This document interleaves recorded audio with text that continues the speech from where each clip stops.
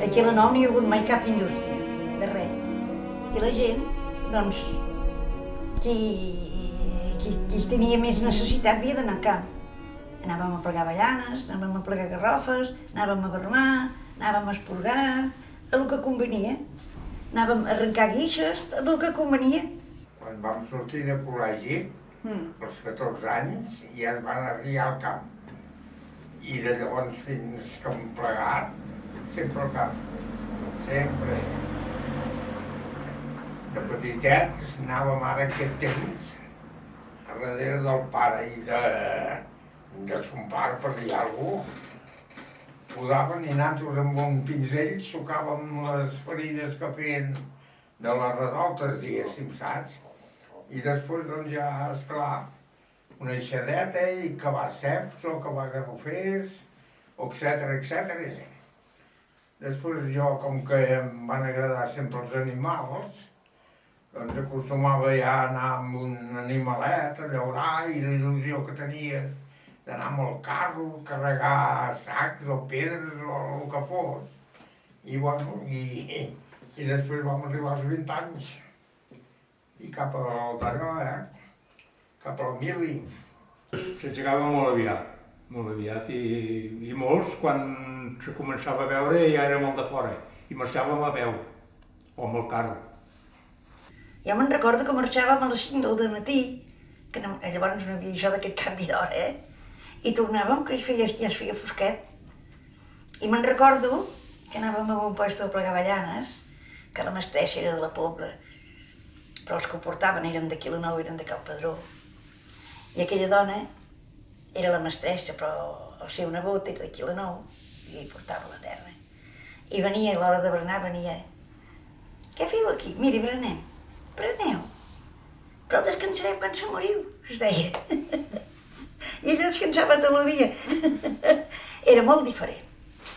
Nosaltres que teníem 3/4 d'hora d'anar a peu o d'anar amb el carro, doncs arribàvem allí i hi havia vegades, principalment quan s'avermava, arribaves al de fora i no podies tallar encara perquè encara no hi havia prou claror de dia. No és com ara que es marxa a les 8 o quarts de 9 i es fan més quilos ara collint que no pas llavors, no perquè ara hi hagin màquines. Vull dir que llavors, mira, esperaves, feies les portadores mentre el carro anava a descarregar i quan acabaves, doncs mira, t'asseies allí, esperar que arribés el carro, portava les portadores buides, carregaves les netes, les plenes i ja tornar a fer carretada, que dèiem. El dia, si anaven a la vinya, bueno, jo, si quan era aquí davant, doncs hi va una mica més tard que ell, perquè havia de deixar alguna cosa preparat. Acabat, si anava en llum, havia de fer el sopar a la nit, o a sopar, el dinar de l'altre dia, i llavors marxaven a, no sé, a les 8:30 o així, devien marxar. És el que hi havia, perquè només hi havia una mica de festa el diumenge, que el dissabte el cafè era al vespre, que pel jovent, al vespre en acabat de sopar, sortien la gent al cafè, que era la cooperativa i allà dalt a Cal Marquet, no n'hi havia cap més. Que trobaves dies ara, l'hivern com ara, i havies de... i no és com ara, que llavors a punta de dia ja et havies d'aixecar i abans d'esmorzar fer uns pansocs, que dèiem. Després esmorzar i arri amunt i arri avall. Jo vaig començar anant a treballar amb la mula, bueno, primer que tot vaig començar anant al molí de la Riera, perquè m'haguera aferrat llavors, m'haguera aferrat en tot, menys amb la pagesia. I vaig començar anant al molí, però va resultar que hi vaig entrar guanyant 10 pessetes al dia i un pa em valia 15. Perquè jo, bueno, vaig provar de demanar alguna cosa i em van dir no, cap a la vinya, i el pare tenia un caràcter bastant d'això i mira, vaig anar cap a la vinya. Les dones només anaven al temps per exemple, d'esporgar els ceps, plegar avellanes, els que tenien avellanes, i plegar garrofes, i avermar algunes. Sí, bastant, bueno, algunes bastantes, sí. Jo ja dic, a plantar molt li vaig ajudar jo. Ja ho sap el que li vaig ajudar. Sí. Perquè arrencaven una cosa i acaba la tenien de tornar a plantar. Uns anys i pues la tornava a plantar-les. Després a l'oliva, pues mira, del matí fins al vespre. I passar-les després a netejar-les. I tot. Que elles venien quan era la recol·lecció, doncs. Home, clar. Venien per plegar garrofes, per vermar. Aquestes dues coses eren I l'oliva. l'oliva, i en acabat començaven, abans de la replegar, havien de fer esporgar i escavellar. Això era el ceps. Me'n recordo que anava amb una dona a fer-li companyia i em pagava el jornal. Però les meves amigues anaven amb una altra colla. Hi havia una bassa i es banyaven, i m'ho van explicar, i vaig deixar aquella dona que guanyava més, per anar amb aquella que guanyava menys, però tenia més. Coses de canalla.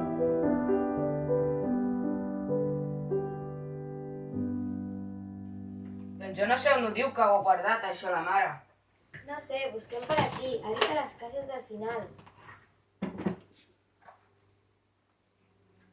Ostres, això és el diari de l'àvia. A veure... Avui l'he vist al camp. Estava llaurant la terra i m'ha somrigut des de lluny.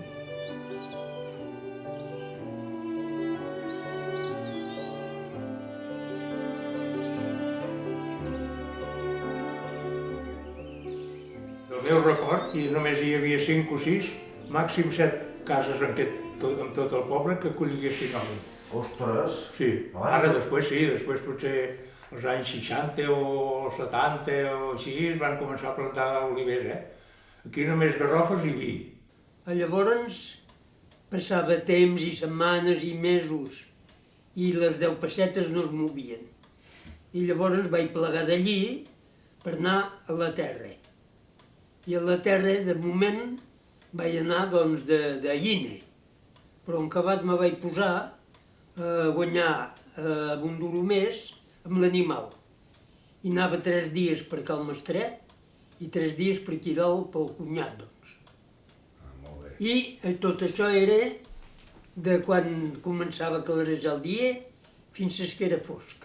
Llavors jo havia sortit d'una tuberculosis, que als 19 anys, quasi 20, vaig agafar la tuberculosis.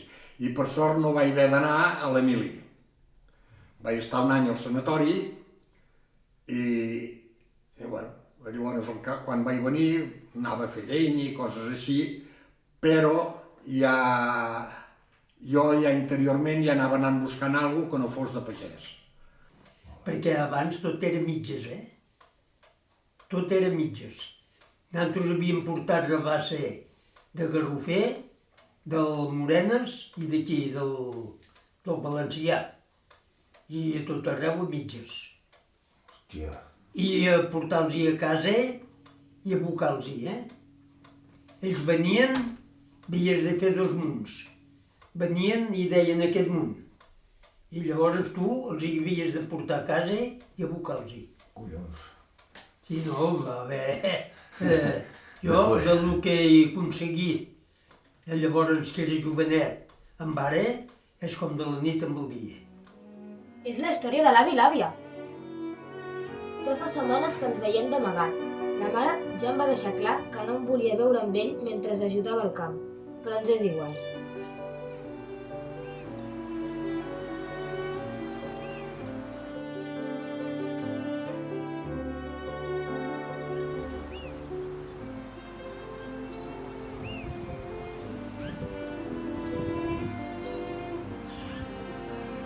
Aquí, mira.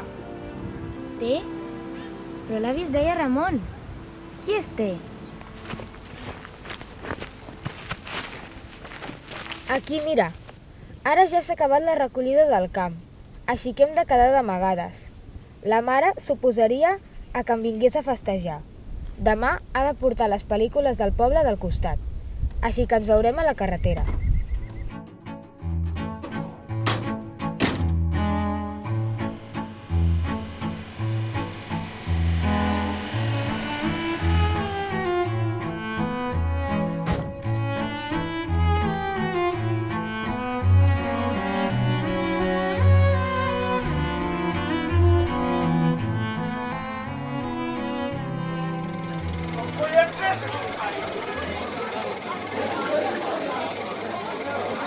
Aquí al cinema va venir aquell noi que era de Barcelona i estava al Tafuller i es veu que li va dir al Joan, l'amo de la cooperativa, doncs per fer cine, i aquell li va dir que sí. Diu, buscarem un per tirar, i el Joan diu, com que alguna vegada li havia arreglat alguna cosa per allí i tot això, diu, ja ho farà el Martí mateix. I mira, aquell diu, el vols tirar? Dic, bueno, però dic, jo no sé com va tot això. Diu, ja te n'ensenyaré. I mira, em va ensenyar del cine. I al cap d'un temps, llavors va venir el nan ajudant i més tard, llavors ho va agafar el Borrim. Llavors, el senyor Cosidor ja va agafar un cine a Torredembarra, el cine de les Palmeres, i llavors aquí vam quedar sense cine. I llavors, esclar, el Joan de la cooperativa, que era el que portava el cafè, el propietari de la sala i el cafè, es va posar en contacte amb nosaltres, que més o menys hi havia el Josep Maria Casas, Déu l'hagi perdonat, estigui la glòria del cel. Hi havia aquest xicot, que era el que tirava el cine. I entre nosaltres dos vam anar amb aquest xicot de la Masó, el Josep de la Masó, el Manús, i es va portar a les cases comercials a Barcelona. La Metro, la Paramount, la CB, l'Exclusiva Sonora, el disbarat de cases que hi ha.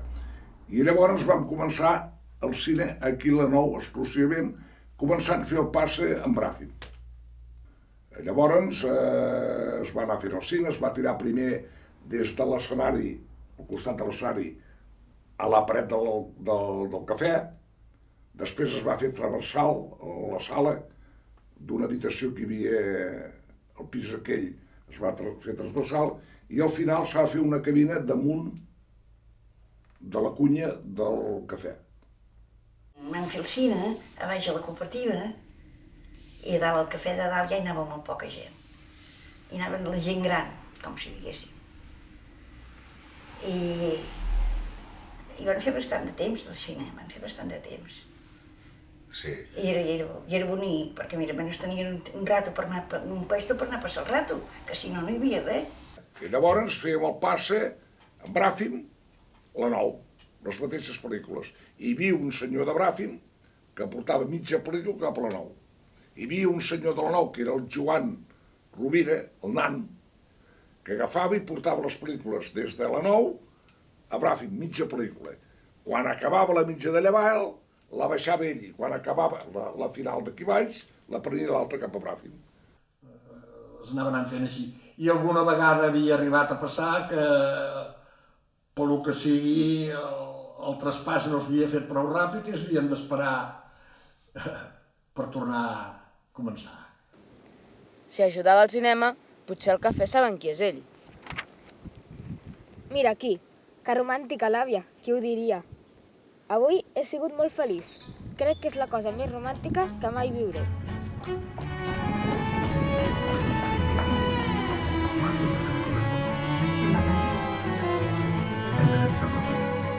En defensa de mi tierra y de mis amigos, por orgullo, por odio, y alguna vez por locura. ¿Habéis matado por oro? No, solo tiene valor para mí. La encontré en la playa en una tormenta. Me pareció que todos los colores del mar y del cielo estaban en ella. El portaré sempre. Ostres, serà el penjoll que porta l'àvia sempre posat? Tinc una sorpresa per tu.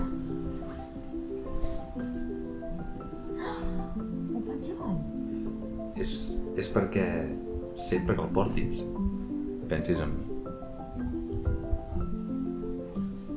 M'agrada molt. El portaré sempre. Mira, aquí parla d'una caixa que van enterrar. Ostres, està aquí! Com aquí? Aquí sota? Això hi posa. A l'arbre que ha vist créixer el nostre amor. Ha de ser aquí?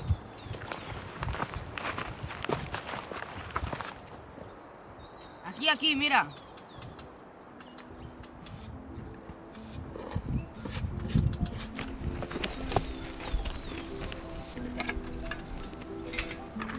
Ostres, és l'àvia! Mira, és el penjoll! És el que porta sempre!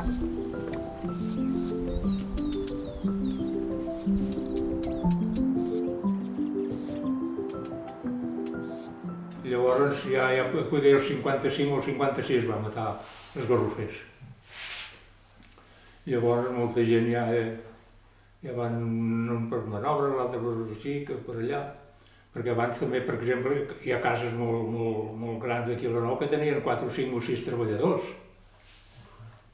Ton avi va treballar molts anys per Cal Dalmau i eren 5 o 6 de treballadors. El Pedró també tenia per això, Cal Rovira, el Marquet també tenia un per d'això, per li feien anar a l'animal i el que convingués, sí. Que va ser quan l'any 56, hi va haver aquesta glaçada tan forta que totes les arbres, nosaltres teníem aquí darrere ple de tongers i tots a terra, però tots en un dia, totes les tronxes a terra. I allí davant de Cal Trompeta, aquella casa d'allà, es veu que es va rebentar, de casa nostra es va rebentar un dipòsit i l'aigua tota cleia, tota com si fossin estalactites, salamites. Tot glaçat. No veies ningú pel camp, ni res, perquè feia un fred que no s'havia vist mai. I llavors va ser quan ja no va quedar ningú aquí. Tot el jovent va marxar. I després va venir un dia, ja em sembla que em havia casat o estava per casar, que el fred va matar els garrofers i la gent se van anar estenent, l'un cap a la torre, l'altre cap aquí, l'altre cap allà, perquè a l'agricultura no hi havia feina, i resulta que vam anar jo 2 dies a la setmana, anava al càmping de la Mora a treballar allà baix perquè donaven ni seguro ni res, tant al dia, 500 pessetes al dia, saps? I cony, semblava que aquí, si anaven pels propietaris, poder només no donaven 200, i allà baix ne donaven 300 més, doncs cap a baix. Bicicleta i avall, 8 hores i cap a casa. Va passar una cosa que semblava que havia de ser una desgràcia i va canviar talment l'assumpte. Va ser quan van començar a marxar gent a treballar fora, cap a treballar a la torre. Els uns de manobres, els altres al càmping, els altres... I llavors ja van començar a pujar jornals i menys gent a la terra.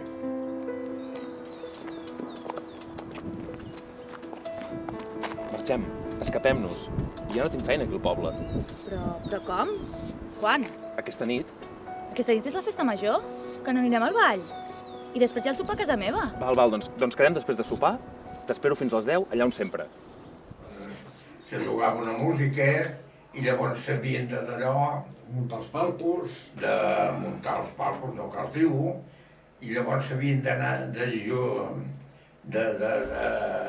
allotjar els músics, l'un a menjar, l'altre a dormir, l'un volia menjar, l'altre volia dormir, i bueno, doncs que eren 2 dies, i doncs mira, una casa se'n quedava 2, l'altra 1, i llavors doncs que van de sopar, fent un concert i una mica de sarau i cap a dormir.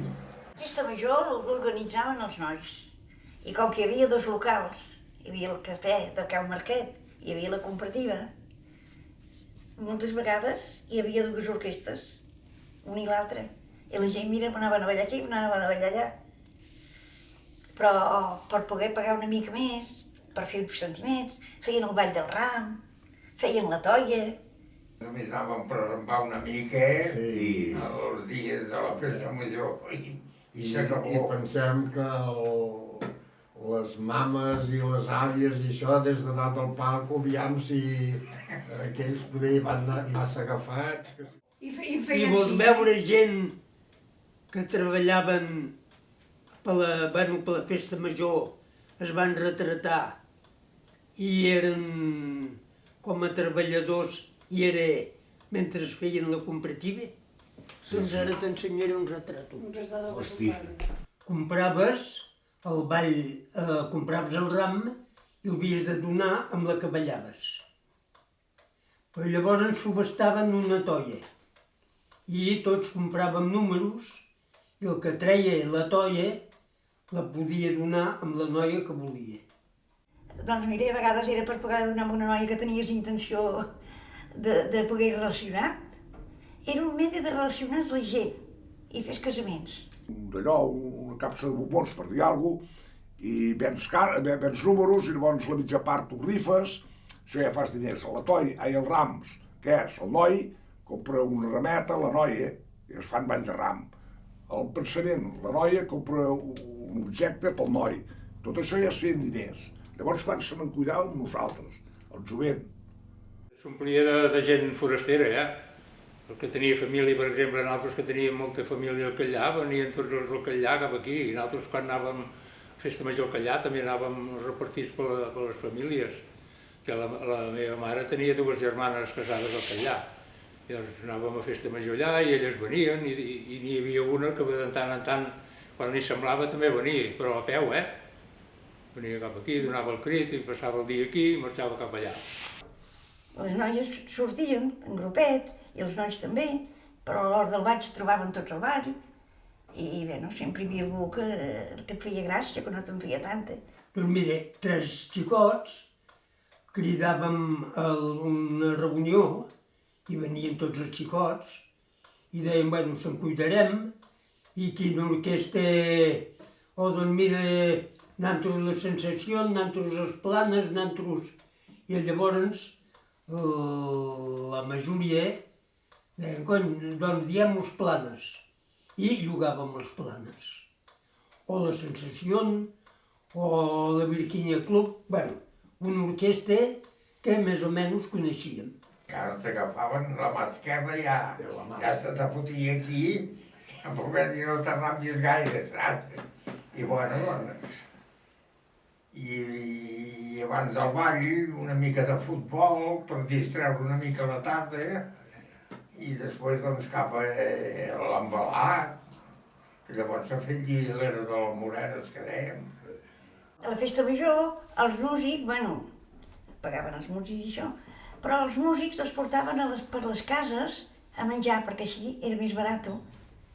Perquè doncs a casa que te'l prenien a menjar doncs ja no havies de pagar res. I a dormir també. Jo me'n recordo que a casa no, perquè érem prou calla, que ja érem 7, ja n'hi havia de prou de gent. Però a casa sogra, perquè jo no tenia cap relació ni res, com que només tenien un fill, poca gent, sempre tenien músics a dormir, perquè tenien totes les habitacions buides, doncs cap a dormir allí. I això ja no costava res, ja es buscava el mínim de gasto, perquè de sentiments hi havia pocs. Era així. I es feia el que... Llavors pagaves una quota per pagar l'orquestra, perquè aquí a la Nou va ser dels últims pobles en fer pagar per entrar, que últimament es pagava per entrar a dintre del ball. I aquí el poble, aquí a la Nou va ser dels últims pobles que van fer pagar. La festa major, quan se va començar, doncs, n'hem fet normal, volíem tindre orquestres, vull dir, normalment 2 dies la mateixa orquestra, el que sigui. Però llavors es feia pagar amb els pobles, quan ara no es fa pagar. Les entrades es feia pagar. Llavors vam arribar a la conclusió que quan te gastaves més diners l'Ajuntament, menys diners l'Ajuntament havia de portar. Si ja ho sabies, a on se ballava per la festa major? No. A l'era el Morenes. Aquí a la Conxa. Sí que em a la plaça del consultori, que és ara, allí dintre hi havia una era. I estava descobert, doncs, i es ballava allí per la festa major.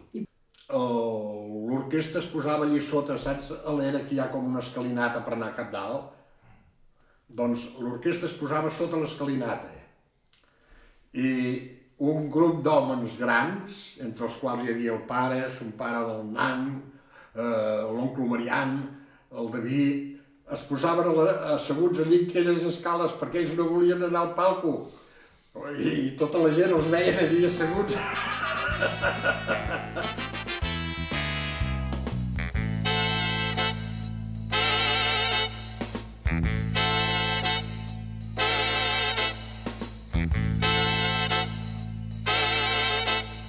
while tearing on a game of golf.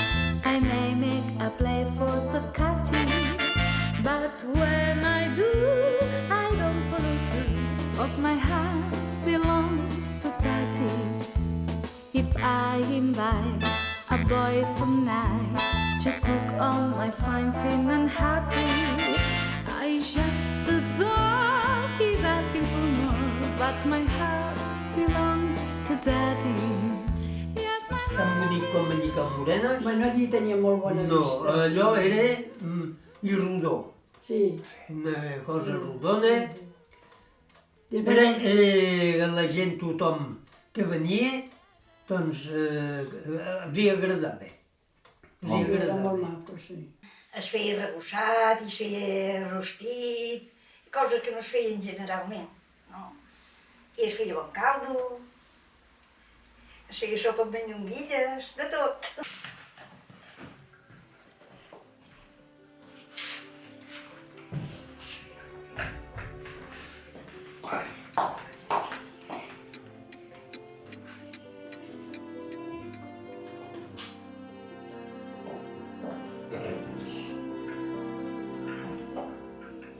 Mare, he de retirar, estic una mica cansada. Espera.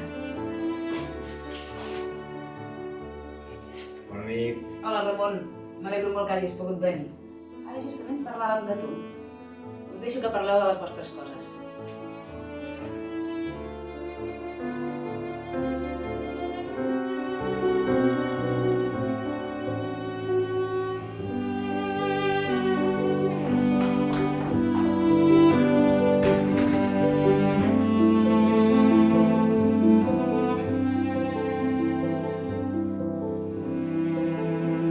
Va, vinga, anem. Corre, àvia. Però on anem? Em voleu dir què passa? No et preocupis, ara veuràs.